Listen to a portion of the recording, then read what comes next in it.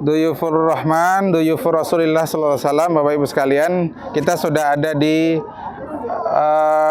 daerah Uhud. Ini yang disebut dengan lereng Bukit Uhud. Ini yang panjangnya sampai 7 km. Ada yang menyebut 3 sampai 7 km. Lebarnya itu sekitar 1 km. Nah, tingginya ini sekitar 300-an kilometer kalau di kitab itu disebut. Dan yang ini disebut Jabal Rumat tadi, Gunung Pemanah atau Bukit Pemanah. Ada juga yang menyebut itu sebagai Jabal Ainain karena tempat untuk memata-matai. Yang 50 pasukan artileri tadi yang diletakkan di situ, pasukan pemanah. Nah, sebab perang Uhud itu terjadi sekitaran sini, Bapak Ibu. Daerah ini, di lereng Bukit Uhud ini. Yang tadi di ronde pertama, kaum muslimin menang. Nah, setelah menang, harta rampasan perang itu kan ditinggal. Tapi karena tadi melihat harta rampasan perang, akhirnya mereka turun. Nah, pada saat yang sama, pasukan Khalid Wadi Qanah.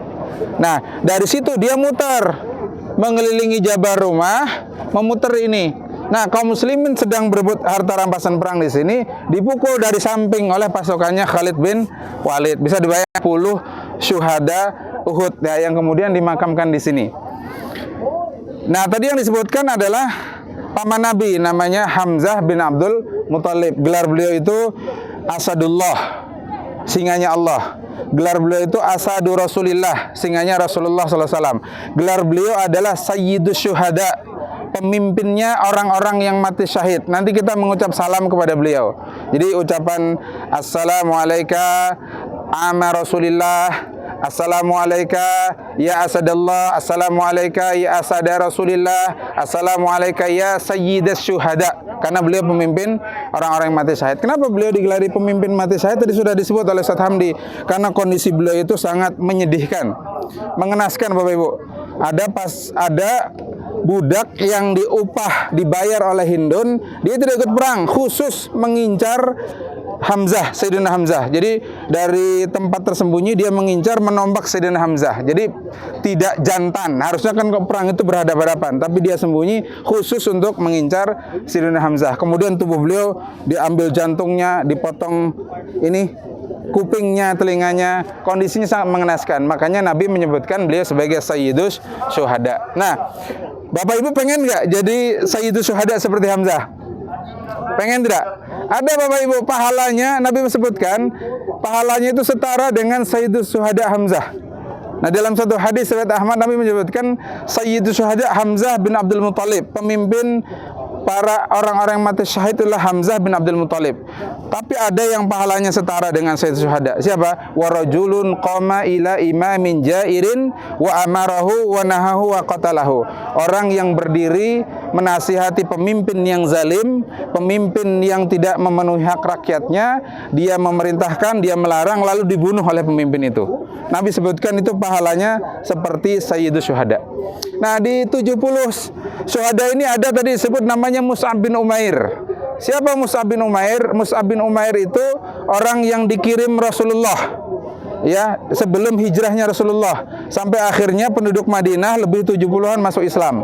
Yang nanti pada tahun ke-12 kenabian mereka berbaiat di Baiat Aqobah. Nanti kita akan lihat itu Bukit Aqobah ketika mengunjungi Arafah, mengunjungi Mina. Nah, di sana dia terbunuh di sini. Tadi Ustaz Hamdi sebutkan dia membawa bendera.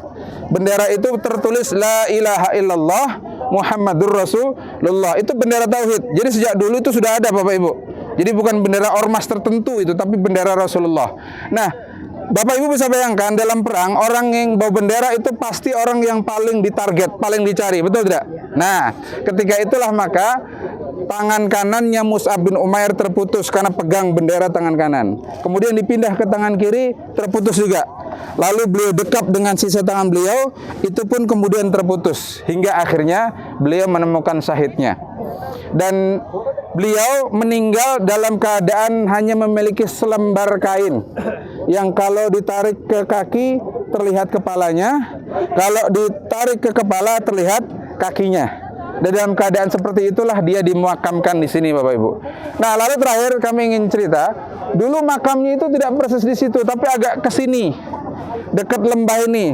Tapi pada masa khilafah Muawiyah itu terjadi banjir besar. Karena ini kan tadi aliran. Terjadi banjir, kemudian jenazah Sayyiduna Hamzah dan Sayyiduna Abdullah ibn al-Jahash itu nampak masih utuh Bapak Ibu. Masih utuh. Ada yang menyaksikan bagaimana wajah beliau, hidung beliau, dahi beliau, tubuh beliau masih utuh, masih segar.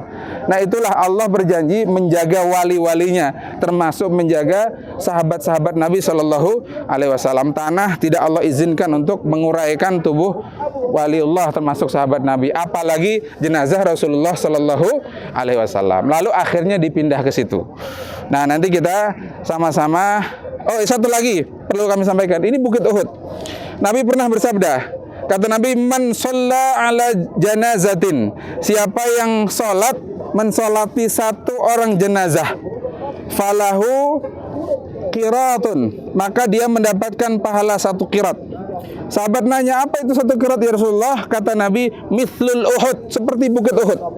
Kira-kira kalau ditimbang berapa ton nih Pak? Kalau ditimbang berapa ton nih? Ada yang ahli tambang bisa memperkirakan. Nah, jadi kalau sholat jenazah, satu jenazah pahalanya digambarkan, divisualkan seperti jajaran Bukit Uhud dari ujung sana sampai ujung sana, Bapak Ibu. Besar tidak? Nah, apalagi kalau ngantar sampai ke pemakaman, itu pahalanya 2 qirat.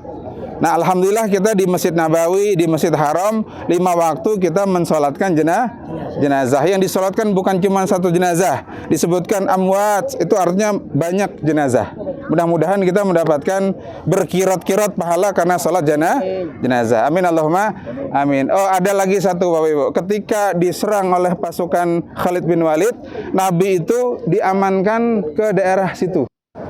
Ya, di situ ada satu gua yang Nabi ketika rahangnya terluka, beliau nempel ke dinding gua itu, rupanya batunya ikut bergerak seperti Nabi Ibrahim berdiri di atas batu, jadilah kemudian makom Nabi Ibrahim alaihi salam. Nah, di situ, daerah situ Bapak Ibu.